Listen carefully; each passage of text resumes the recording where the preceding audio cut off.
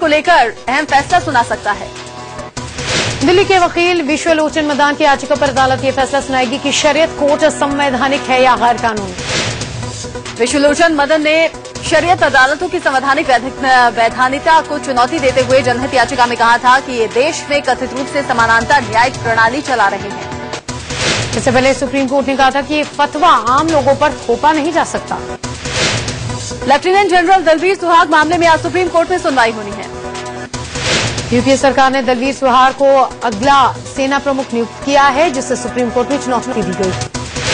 तो वहीं कैंपाकोला सोसाइटी मामले में भी सुप्रीम कोर्ट में आज सुनवाई होनी है। वहीं कोलगेट मामले में सीबीआई सुप्रीम कोर्ट में आज स्टेटस रिपोर्ट पेश कर सकती है। अब खबरें क्राइम की। दिल्ली में एक बार फिर से रफ्तार का कहर देखने को मिला। बीती रात 12:30 बजे सराय काले खां के पास सड़क हादसा हुआ, जिसमें 2 युवकों की मौत हो गई। काले खां के पास बाइक की टायर अचानक फट गई, जिसके बाद पीछे से आ रहे ट्रक ने 2 बाइक सवारों को कुचल दिया। दिल्ली के जामिया नगर में शुक्रवार से गायब एक्सपोर्ट व्यवसायी के 12 साल के बेटे का शव मिला है। पुलिस ने व्यवसायी के घर के ठीक सामने सलून के अंदर रखे संदूक से मासूम का शव निकाला। पुलिस के मुताबिक मासूम की हत्या गला दबाकर की गई है। बच्चे की पहचान छिपाने के मकसद से चेहरे पर तेजाब डाल दिया गया। पुलिस ने सलून में काम करने वाले कर्मचारी और सलून के मकान मालिक को गिरफ्तार किया है। सलून मालिक फरार है। बीते शुक्रवार रात करीब 9 बजे लड़का बाल कटवाने के लिए घर से निकला था। देर रात जब वो घर नहीं लौटा तो परिवार वालों ने पुलिस में मामला दर्ज करवाया। शनिवार शाम और रविवार दिन में मासूम अरहम के पिता को 10 लाख के फिरौती के लिए फोन आया था। दिल्ली के अशोकनगर में एक घर में संदिग्ध हालात में महिला की लाश मिलने से सनसनी फैल गई। रात में महिला अपने ससुराल में पति के साथ ही थी। सुबह जब महिला के मायके वाले उसके घर पहुंचे तो पलंग पर महिला का शव मिला। महिला के पति पर हत्या का शक है। पुलिस ने महिला के पति को हिरासत में लेकर जांच शुरू कर दी है। हरियाणा के घरौंदा में एक दामाद ने ससुराल में 3 लोगों की जान ले ली, जबकि सास को गंभीर रूप से जख्मी कर दिया। दरअसल नरेंद्र नाम के शख्स की अपने ससुराल वालों से फोन पर कहासुनी हुई थी, जिसके बाद वो ससुराल पहुंच गया। ससुराल में नरेंद्र ने ससुर, साले और एक नौकर को गोली मारकर मौत की नींद दिला दिया। गोली लगने से सास जख्मी हो गई।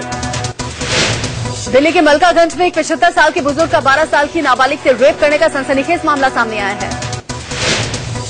आरोप है ये कि बुजुर्ग आदमी पिछले 10 से 12 दिनों से लगातार नाबालिग लड़कियों को अश्लील वीडियो दिखाकर रेप कर रहा था। पीड़ित लड़की पश्चिम बंगाल की रहने वाली है। पुलिस ने आरोपी को गिरफ्तार कर लिया है। मेडिकल में रेप की पुष्टि भी हो गई है। पड़ोसियों ने शनिवार रात चीख सुनकर पुलिस को बुलाया था। आरोपी का नाम महेंद्र सहगल है। वो गन्नौर पेस के सिंधिया हाउस में काम करने वाला एक ट्रांसपोर्टर है। आरोपी के घर से ब्लू फिल्मों की सीडी बरामद की गई है। दिल्ली के भजनपुरा में बदमाशों ने एक ज्वेलर से 60 लाख रुपए और 1800 तोले सोना और 25,000 रुपए कैश लूट लिया। वारदात भजनपुरा थाने से महज 200 मीटर की दूरी पर हुआ। पुलिस जांच कर रही है, लेकिन लुटेरे पुलिस की गिरफ्त से बाहर है। यूपी के इटावा में एक महिला को ट्रेन से फेंके जाने का मामला सामने आया है। महिला की मौत के बाद एक खोमचे वाले ने बताया कि उसने देखा कि किसी ने महिला को ट्रेन से बाहर फेंका।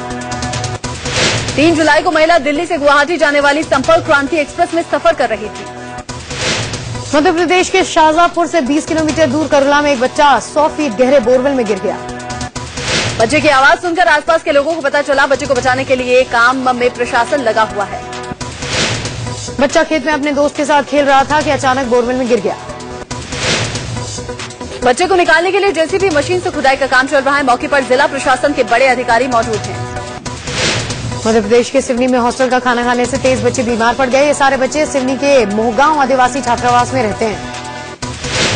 आगरा में 10 दिन पहले अगवा किए गए 9 साल के बच्चे को पुलिस ने फिरोजाबाद से मुक्त करवाया है। बताया जा रहा है कि पड़ोस में रहने वाली एक महिला ने तंत्र मंत्र के चक्कर में पड़कर बलि देने के लिए इस बच्चे का अपहरण करवाया था। अब खबरें महाराष्ट्र में डॉक्टर्स की हड़ताल की। महाराष्ट्र में 50 हड़ताली डॉक्टर्स को बर्खास्त कर दिया गया, जबकि 120 हड़ताली डॉक्टर्स को सस्पेंड कर दिया गया। सूबे के 37 सरकारी हॉस्पिटल्स के 12,000 डॉक्टर 1 जुलाई से मुंबई के आजाद मैदान में आंदोलन कर रहे हैं। हड़ताल के कारण जलगांव में एक बुजुर्ग मरीज की मौत की खबर है। रोजाना करीब 5 लाख मरीज अपना इलाज नहीं करवा पा रहे हैं। हड़ताल की वजह से हर दिन 6000 सर्जरी कैंसिल हो रही है। 1000 पोस्टमार्टम नहीं हो पा रहे हैं। सरकार ने हड़ताल को गैर कानूनी करार दिया है। डॉक्टर्स पर केस दर्ज करने का भी ऐलान कर दिया गया है। इस बीच सीएम पृथ्वीराज चव्हाण ने हड़ताली डॉक्टरों से अपील की है कि वो हड़ताल बंद कर काम पर लौट जाएं। डॉक्टरों ने साफ कर दिया है कि वो जेल जाने को तैयार हैं, पर मांगे नहीं माने जाने पर वो हड़ताल खत्म नहीं करेंगे। डॉक्टरों की मांग है कि 789 बीएमएमएस और 32 बीडीएस डॉक्टरों को परमानेंट किया जाए। रिटायरमेंट की उम्र 58 से बढ़ाकर 60 की जाए। 2009-2010 में नौकरी पर लगे सभी डॉक्टर्स को पुराने डॉक्टर्स की तरह सुविधाएं मिले। नागपुर में भी डॉक्टरों ने काम बंद कर दिया है। हड़ताली डॉक्टरों की मांग है कि काम के घंटे फिक्स किए जाएं। अंडरवर्ल्ड डॉन दाऊद इब्राहिम की बड़ी बहन हसीना पारकर की मौत हो गई है। कल दोपहर 2:30 बजे दिल का दौरा पड़ने के बाद हसीना को मुंबई के हबीब अस्पताल में भर्ती कराया गया। दोपहर 3:15 बजे हबीब हॉस्पिटल के डॉक्टर्स ने हसीना को मृत घोषित कर दिया। हसीना पारकर के शव को देर रात 12 बजे मेरीन लाइन कब्रिस्तान में दफनाया गया। हसीना दक्षिण मुंबई के नागपाड़ा गोल्डन हॉल अपार्टमेंट में रहती थी। हसीना पारकर पर वसूली करने के आरोप भी लगे थे। लवली गिरोह ने जब हसीना के पति की हत्या की थी तो हसीना पारकर ने खूब बवाल मचाया था और जेजे शूटआउट में हसीना का नाम आया था। करीब 25 साल पहले भारत छोड़कर भागने वाले दाऊद इब्राहिम के 7 भाई और 3 बहनें थी। बड़ी बहन हसीना पारकर दाऊद की काफी करीबी मानी जाती थी। आतंकी संगठन लश्कर ए तैयबा पाकिस्तान में अपने नए सदस्यों को ट्रेनिंग के तहत कसाब क्लास का आयोजन कर रहा है, जिसमें आतंकियों को समझाया जाता है कि वो मुंबई हमले के दौरान जिंदा पकड़े गए आतंकी अजमल कसाब की गलतियों को नहीं दोहराएं। कसाब की जिन गलतियों के बारे में बताया जाता है उसमें नौका नष्ट करने में नाकामी, सैटेलाइट फोन से असली पहचान के साथ बातचीत की बातें शामिल हैं। इंडियन मुजाहिदीन के सरगना यासीन भटकल ने साल 2011 में हुए मुंबई ब्लास्ट पर गर्व जताया। मुंबई पुलिस को दिए गए अपने बयान में उसने कहा कि मुंबई में कराए गए विस्फोटक के लिए उसे कोई अफसोस नहीं है। 13 जुलाई 2011 को मुंबई के झावेरी बाजार, ओपेरा हाउस और कबूतर खाना में विस्फोट की साजिश यासीन भटकल ने रची थी। लश्कर ए तैयबा ने हिसार समेत कई रेलवे स्टेशन को बम से उड़ाने की धमकी मिली है। ये धमकी पंजाब के फिरोजपुर डीआरएम को एक पत्र के द्वारा मिली है। 10 से 12 जुलाई को बीकानेर, श्रीगंगानगर, हनुमानगढ़ और हिसार रेलवे स्टेशन को बम से उड़ाने की धमकी दी गई है। छत्तीसगढ़ के कांकेर में नक्सलियों ने दिन दहाड़े एक जेसीबी मशीन को आग के हवाले कर दिया। ये रोड बनाने के काम में लगाया गया था। दिल्ली में बिकने वाली हरी सब्जियों के जहरीली होने की खबर सामने आई है। रिपोर्ट में चौंकाने वाला खुलासा हुआ है। टेरी यूनिवर्सिटी की स्टडी में खुलासा हुआ है कि इन सब्जियों से कैंसर जैसी गंभीर बीमारी हो सकती है।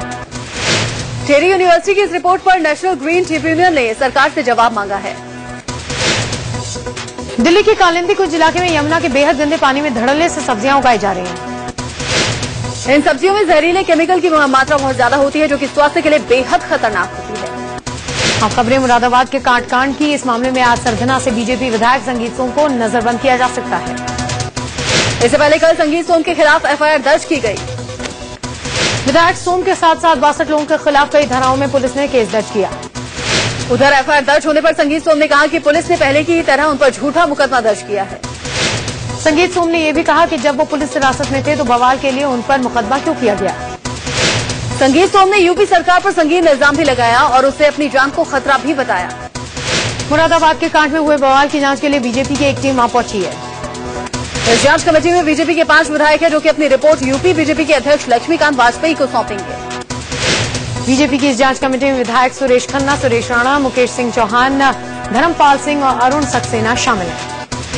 बीजेपी विधायकों की टीम ने मुरादाबाद जेल जाकर बीजेपी कार्यकर्ताओं से भी मुलाकात की।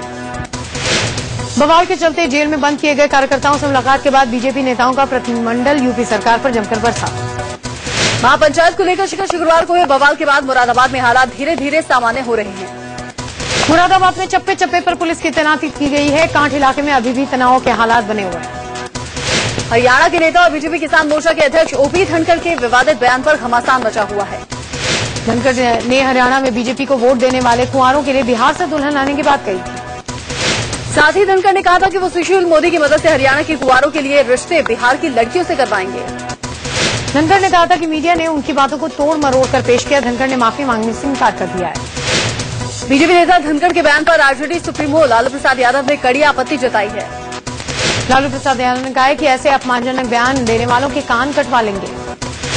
तो वहीं शरद यादव इसे बेतुका बयान बताते हुए कह रहे हैं कि शादी रजामंदी से होती है, न कि पकड़कर। जबकि जेडीयू सांसद अली अनवर ने इसे नारियों का अपमान बताते हुए धनखड़ को गिरफ्तार करने की बात की है। तो वहीं एनसीपी सांसद तारिक अनवर ने आपत्ति जताते हुए धनखड़ से माफी मांगने के लिए है। शिवसेना नेता संजय राउत ने पीएम नरेंद्र मोदी और बीजेपी पर निशाना साधा। राउत ने कहा कि दिल्ली और महाराष्ट्र की राजनीति अलग अलग है। महाराष्ट्र चुनाव में मोदी की लहर नहीं होगी। संजय राउत का कहना है कि अब सबका लक्ष्य महाराष्ट्र विधानसभा की ओर है। महाराष्ट्र में सीएम शिवसेना का बनना तय है। कांग्रेस महासचिव दिग्विजय सिंह ने मध्य प्रदेश में किसानों की समस्याओं को लेकर आज से भूख हड़ताल पर बैठने का फैसला किया है। दिग्विजय गुना में कलेक्टर ऑफिस के सामने एक सप्ताह की भूख हड़ताल पर बैठने की घोषणा कर चुके हैं। व्यापम घोटाले में जबलपुर हाईकोर्ट में आज सुनवाई होनी है। उधर बीजेपी नेता विष्णु शर्मा ने कांग्रेस महासचिव दिग्विजय सिंह पर व्यापम घोटाले में शामिल होने का आरोप लगाया।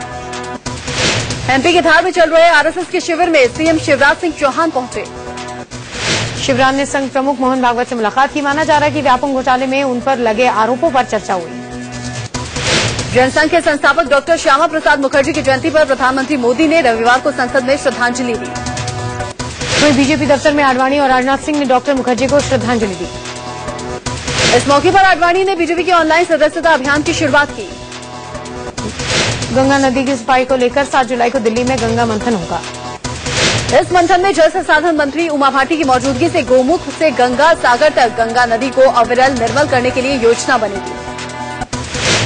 गंगा मंथन में कांची कामकोटि पीठ के शंकराचार्य जयेंद्र सरस्वती समेत 3 शंकराचार्य हिस्सा लेंगे। काशी के धर्मगुरु और विशेषज्ञों को मिलाकर कुल 8 लोगों को मंथन में आने का न्योता भेजा गया है। हरियाणा में सिखों के लिए अलग शिरोमणि गुरुद्वारा प्रबंधन कमेटी होगी। कैथोलिक जनसभा में मुख्यमंत्री भूपेंद्र सिंह हुड्डा ने कहा कि कानून बनाकर अलग एसजीपीसी का गठन किया जाएगा। इसके लिए 11 जुलाई को विधानसभा का विशेष सत्र बुलाया गया है। पंजाब के मुख्यमंत्री प्रकाश सिंह बादल ने कहा कि कांग्रेस माहौल बिगाड़ने की कोशिश कर रही है। बीजेपी ने हरियाणा सरकार के कदम को सिखों का बांटने का साजिश बताया। हरियाणा के झज्जर में जनचेतना पार्टी के अध्यक्ष विनोद शर्मा ने एक बार फिर से सरकारी नौकरियों की भर्तियों में धांधली का मुद्दा उठाया। विनोद शर्मा ने कहा कि भर्तियों में भेदभाव न हो, इसके लिए इंटरव्यू प्रथा खत्म होनी चाहिए। विनोद शर्मा ने ऐसा हरियाणा बनाने की बात कही जहां पर हर परिवार का कम से कम एक सदस्य नौकरी में हो। विनोद शर्मा ने यह भी साफ किया कि सत्ता हासिल करना उनका मकसद नहीं है, लोगों के हालात बदलने चाहिए। यूपी के मुख्यमंत्री अखिलेश यादव ने लखनऊ के गोमती नगर एक्सटेंशन का औचक निरीक्षण किया। अपार्टमेंट और पार्क में निरीक्षण के दौरान गंदगी का ढेर देखकर सीएम ने अधिकारियों को चेतावनी दी। गोमती नगर विस्तार योजना के तहत बन रहे अपार्टमेंट में लापरवाही की कई शिकायतें मुख्यमंत्री तक पहुंची थी। यूपी के कैबिनेट मंत्री राजकिशोर सिंह की कार को उन्हीं के स्कॉट गाड़ी ने गोरखपुर के नौसैड चौराहे के पास टक्कर मार दी। इस हादसे में राजकिशोर सिंह के ड्राइवर और गनर को थोड़ी चोट आई है। वाराणसी में शंकराचार्य समर्थकों ने उस स्थान का शुद्धिकरण किया जहां साई भक्तों ने शंकराचार्य का पुतला फूंका था। मेरठ के गुरुकुल प्रभात आश्रम के कुलपति स्वामी विवेकानंद सरस्वती भी शंकराचार्य स्वरूपानंद सरस्वती के समर्थन में उतर आए हैं। कुलपति ने कहा कि वैदिक धर्म में एक ईश्वर की उपासना के अलावा किसी की भी उपासना का विधान नहीं है। तमिलनाडु के तिरुवल्लुवर में झुग्गियों पर एक दीवार गिरने से 11 लोगों की मौत हो गई। हादसे में मारे गए सभी लोग कंपाउंड की एक दीवार का सहारा लेकर झोपड़ी बनाकर रहते थे। सभी मजदूर एक पास की बिल्डिंग में कंस्ट्रक्शन का काम करते थे। दीवार गिरने की वजह साफ नहीं हो पाई है। चेन्नई के पोरूर में हुए इमारत हादसे की जांच के लिए तमिलनाडु सरकार ने एसआईटी का गठन किया है। 30 जून को निर्माणाधीन इमारत गिर गई थी जिसमें 61 लोगों की मौत हो गई थी। गीतकार जावेद अख्तर को फोन पर धमकी दिए जाने का मामला सामने आया। जावेद अख्तर ने मुंबई के जुहू थाने में शिकायत दर्ज करवाई है। जावेद को पिछले 1 महीने से अलग अलग नंबरों से धमकी मिल रही थी। यूपी के मैनपुरी में अखबार लेकर जा रही गाड़ी ट्रक से टकरा गई। हादसे में 4 लोगों की मौत हो गई, 6 लोग घायल हो गए। हादसे के तुरंत बाद ट्रक ड्राइवर फरार हो गया। गुस्साए लोगों ने रोड जाम कर दी। यूपी के गाजीपुर में गंगा पर बने हमीद सेतु में दरार आ गई है। ये पुल यूपी को बिहार से जोड़ता है। बताया जाता है कि ब्रिज का 18 नंबर पिलर अपनी जगह से 8 इंच धंस गया है। पुल पर बड़ी गाड़ियों के चलने पर रोक लगा दी गई है। वाराणसी में काशी हिंदू विश्वविद्यालय के सर सुंदर लाल अस्पताल से एक कैदी 2 सिपाहियों के सामने से फरार हो गया। वाराणसी के जिला जेल में 10 साल की सजा काट रहा ये कैदी पश्चिम बंगाल का रहने वाला है। मेरठ में एक स्कूल के 36 छात्रों की उम्र मार्कशीट में 114 साल लिख गई है। यूपी माध्यमिक शिक्षा काउंसिल की लापरवाही में छात्रों को दूसरे स्कूलों में दाखिले में मुश्किल आ रही है। गाजियाबाद में स्कूलों के फीस बढ़ाने के विरोध में अभिभावकों ने कैंडल मार्च निकाला। हालांकि पब्लिक स्कूल इस मामले को लेकर हाईकोर्ट गए हैं और अब अभिभावकों ने भी कोर्ट और राज्य सरकार से साथ देने की अपील की है। दिल्ली के आनंद विहार रेलवे स्टेशन के प्लेटफॉर्म नंबर 1 पर एक महिला ने एक बच्ची को जन्म दिया। महिला मुजफ्फरपुर संपर्क क्रांति से बिहार से दिल्ली पहुंची थी। मां और बच्ची को पास के लाल बहादुर शास्त्री अस्पताल में भर्ती करवाया गया है। इराक से भारतीयों को वापसी लगातार उनकी जारी है। आज सुबह करीब 200 भारतीय वतन वापस लौटे, जबकि करीब 400 और भारतीयों की आज वापसी हो सकती है। विदेश मंत्रालय के मुताबिक दक्षिण इराक में रह रहे करीब 2200 भारतीयों ने स्वदेश लौटने की इच्छा जाहिर की है, जिन्हें कल तक भारत वापस लाया जा सकता है। इराकी सेना आतंकी संगठन ISIS के सरगना बगदादी के वीडियो की जांच में जुट गई है। बगदादी ने मोसुल में अपना वीडियो जारी किया था। पाकिस्तान ने आतंकियों के खिलाफ सेना के अभियान का मुताहिदा कौमी मूवमेंट ISIS के सरगना बगदादी के वीडियो की जांच में जुट गई है। बगदादी ने मोसुल में अपना वीडियो जारी किया था। पाकिस्तान ने आतंकियों के खिलाफ सेना के अभियान का मुताहिदा कौमी मूवमेंट पार्टी ने समर्थन किया है। मुताहिदा कौमी मूवमेंट की रैली में पार्टी प्रमुख अल्ताफ हुसैन ने वीडियो लिंक जरिए कहा कि पाक की जनता आतंकवाद का खात्मा चाहती है। कनाडा में चक्रवाती तूफान ऑर्थर की वजह से भारी नुकसान हुआ है। तूफान के कहर ने लगभग 2 लाख घरों की बिजली ठप कर दी है। पोलैंड के चेस्तोशोवा के पास एक पैराशूट क्लब में एक विमान के दुर्घटनाग्रस्त हो जाने से 11 लोगों की मौत हो गई, जबकि एक शख्स घायल हो गया। नाइजीरिया के ओलकुलादे शहर में आतंकवादियों और सेना के बीच हुए संघर्ष में 55 विद्रोही मारे गए, जबकि 6 सैनिकों की भी मौत हो गई। ब्राजील में होने वाले ब्रिक्स सम्मेलन में पीएम नरेंद्र मोदी पहली बार हिस्सा लेंगे। चीन, रूस, ब्राजील, दक्षिण अफ्रीका समेत कई देशों के राष्ट्राध्यक्ष शामिल होंगे। केन्या के हिंदी और गांबा इलाके में आतंकियों के हमलों में 29 से ज्यादा लोगों की मौत हो गई। हमले कई लोगों के जख्मी होने की भी खबर है। देश का हर तीसरा आदमी गरीब है, ये बात मनमोहन सिंह के आर्थिक सलाहकार रहे सी रंगराजन ने अपनी रिपोर्ट में कही है। सी रंगराजन की रिपोर्ट के मुताबिक सिर्फ एक साल में 9 करोड़ 4 लाख गरीब बढ़ गए हैं। रंगराजन कमेटी ने ग्रामीण इलाकों में 32 रुपए रोजाना और शहरी इलाकों में 47 रुपए रोजाना खर्च करने वाले को गरीब माना है, जबकि तेंदुलकर समिति ने ग्रामीण इलाकों में 27 रुपए और शहरी इलाकों में 33 रुपए रोजाना खर्च करने वालों को गरीबी की श्रेणी में रखा है। कृषि मंत्रालय के मुताबिक देश में आलू प्याज सहित कृषि उपज में 2013-14 में 4% की बढ़ोतरी हुई है। 2013-14 में कृषि का कुल उत्पादन 280.70 मिलियन टन रहा। एसोचैम के मुताबिक वित्त वर्ष 2014-15 के पहले 3 महीनों में किचन का बजट महंगा हुआ। इसकी मुख्य वजह सब्जियों के दामों में बढ़ोतरी है। स्टडी के मुताबिक रिटेल और होलसेल दामों में 48% का फर्क है।